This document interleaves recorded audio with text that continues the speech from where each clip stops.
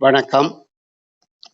2025 நடைபெற்ற தலைமைந்து புலமை பரிசில் பரீட்சையின் வினாத்தாள் 2 4ஆம் பக்க வினாக்களுக்கு விடை காணும் விளக்கங்கள். 23வது வினா, ஒரு மூடையில் 12 கிலோகிராம் 500 கிராம் அரிசி இருந்தது. அதற்குள் மேலும் 8 கிலோகிராம் 750 கிராம் அரிசியை இட்டால் மூடையில் உள்ள அரிசியின் மொத்த நிறை யாது? ரெண்டையும் கூட்டினா சரி. அதாவது உள்ளதோடு மேலும் இணைக்கப்படுற 8 கிலோகிராம் 750 கிராம கூட்டும் போது 0, 5, 12 1 என்றால் 1000 கிராம் 1 கிலோகிராம்.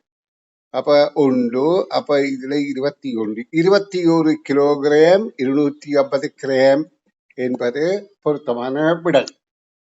இனி அடுத்த வினா, சதுர வடிவுடைய 6 முகங்களை கொண்ட திண்ம பொருளில் உள்ள விளிம்புகளின் எண்ணிக்கை யாது? அதாவது சதுர வடிவுடைய 6 முகங்கள் என்றால் அது சதுரமுகி, அதாவது தாயக்கட்டை போன்றது. அதற்குள்ள விளிம்புகளின் எண்ணிக்கை 12 என்பது ஆகும். அதாவது உச்சிகள் 8, விளிம்புகள் 12. சரி, இனி 25வது வினாவை பார்ப்போம். 5 மீட்டர் நீளமுள்ள ரிபன் ஒன்றிலிருந்து 3 மீட்டர் 750 மில்லிலீட்டர் 75 சென்டிமீட்டர் நீளமுள்ள ரிபன் வெட்டி அகற்றப்பட்டது. எஞ்சிய ரிபனின் நீளம் யாது? அதாவது 100 cm தான் 1 மீட்டர். அப்ப இதுல 5 மீட்டர் என்றால் மீட்டருக்கு 5 போட்டுட்டு சென்டிமீட்டருக்கு 2 பூஜ்ஜியத்தை போடலாம். இப்ப இதை கழிக்க வேணும். அப்ப 75 பூஜ்ஜியத்துல போகாது, ஒன்றை கடந்தால் 100. அதாவது 100ல 75 போனா 25. இப்ப 4ல 3 போனால் 1. அப்ப 1 மீட்டர் 25 சென்டிமீட்டர் என்பது கேள்விக்கான விடை ஆகும். இனி அடுத்த வினா, கடையொன்றில் காட்சிப்படுத்தப்பட்டுள்ள விலைப்பட்டியல் கீழே காட்டப்பட்டுள்ளது. அவ்விலைப்பட்டியலுக்கு ஏற்ப பின்வரும் 26, 27 ஆகிய வினாக்களுக்கு விடை தருக. 26வது வினா, 3 கிலோகிராம் அரிசியும், அப்ப 250 3ஆல பெருக்கினால் 750. 500 கிராம் பருப்பும், அப்ப 360 2ஆல வகுத்தால் 180. செலுத்த வேண்டிய தொகை எவ்வளவு? அப்ப ரெண்டையும் கூட்டுறது 11 1 9 930 என்பது கேள்விக்கான விடை ஆகும். இனி அடுத்த வினா, 250 கிராம் சீனி 200 4ஆல வகுத்தால் 55 ரூபாய். 2 கிலோகிராம் கிழங்கும், 2 கிலோகிராம் கிழங்கு என்றால் 240 120 2ஆல பெருக்கினா 240. வாங்கும் ஒருவர் 500 ரூபாய் கொடுத்தால் மிகுதியாக கிடைப்பது யாதென்றால் முதல்ல இதனுடைய விலையை கண்டுகொள்வோம். 5 9 295. உடனே எங்களுக்கு வாங்குது 500 என்றால் 300 என்றால் 200, 5 ரூபாய் இருக்கிறபடியா 205 ரூபாய். அப்படி என்றால் 500ல 295 கழித்தால் 205 ரூபாய் மிகுதியாக கிடைக்கும். 205. இனி நாங்கள் அடுத்த வினாக்களுக்கு விடை காணும் விளக்கத்தை பார்வையிடுவோம். அதாவது 28வது வினா, ஒரு வாளியில் 6 லிட்டர் 500 மில்லிலீட்டர் நீரை ஊற்ற முடியும். இப்போது அதில் 2 லிட்டர் 650 மில்லிலீட்டர் நீர் உள்ளது. வாளியை முழுமையாக நிரப்புவதற்கு மேலும் எவ்வளவு நீர் தேவைப்படும்?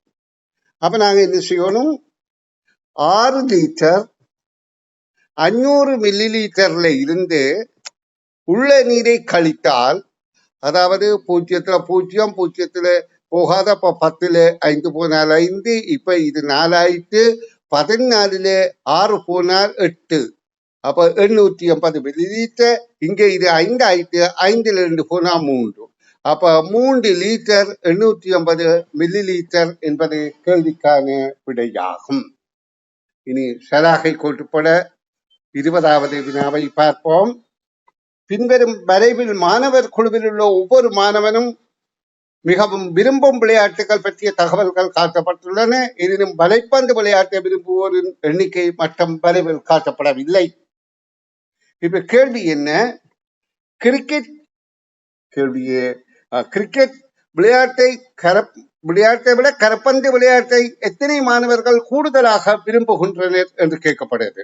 கிரிக்கெட் விளையாடுபவர் 16, கரப்பந்து 16க்கும் 18க்கும் இடையில் 17, 17ல 16 போனால் ஒருவர் என்பது கேள்விக்கான விடையாகும்.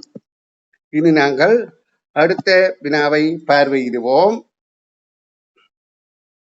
அடுத்த வினா, குழுவில் 60 மாணவர்கள் இருந்தால் வலைப்பந்து விளையாட்டை விரும்பும் மாணவர்களின் எண்ணிக்கை யாது?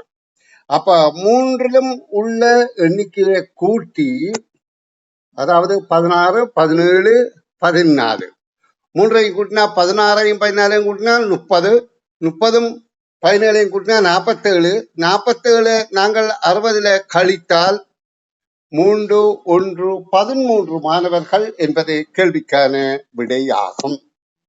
நன்று. இனி நாங்கள் பார்க்க போவது சுற்றாடல் சார்ந்த வினாக்களுக்கான விடைகள். அவை 3 விடைகள்ல ஒன்றை தெரிவு செய்ய வேண்டும். ஒரு வினாவுக்கு 1 புள்ளி தான் என்று. மற்ற கணிதம் தமிழ்ல 2 புள்ளிகள் வீதமும் இடலாம். ஆனால் சுற்றாடலுக்கு ஒரு வினாவுக்கு சரியா விடை வழங்கினால் 1 புள்ளி கிடைக்கும் என்பதை தெரிந்து கொள்ளுங்கள். இனி 30ல இருந்து 59 வரையில 30 என்ற இலக்கம் இருக்கிறபடியால் 31ல இருந்திருந்தா 60, இது 30 என்றபடியால் 59 வரையில 30 வினாக்கள் இருக்கின்றன. அந்த வினாக்களுக்கு விடையளிக்கும் முயற்சியில் ஈடுபடுவோம். கொடியில் பூக்கும் மலர் மல்லிகை. மல்லிகை கொடியில பூக்கிறது. இலங்கையின் கடற்கரையோரத்தை எல்லையாக கொண்ட மாகாணங்களின் எண்ணிக்கை. இப்ப நாங்க மாங்காய் வடிவில இலங்கை எடுத்துக்கொண்டால் மாங்காய் வடிவில வடமாகாணம், கிழக்கு மாகாணம், தெற்கு மாகாணம், மேற்கு மாகாணம், அதே போல வடது பக்கமாக வடமேல் மாகாணம், புத்தளம் பகுதிகள் அவையும் கடற்கரை ஓரமாக இருக்கின்றது. ஆகவே 5 என்பது கேள்விக்கான விடையாகும். முட்டையிடாத பிராணிகளை மட்டும் உள்ளடக்கியது எலியும் அணிலும். அது குஞ்சு இணுவது என்பதை தெரிந்து கொள்ளுங்கள். நன்று. அடுத்த பக்கத்தில் சந்திப்போம்.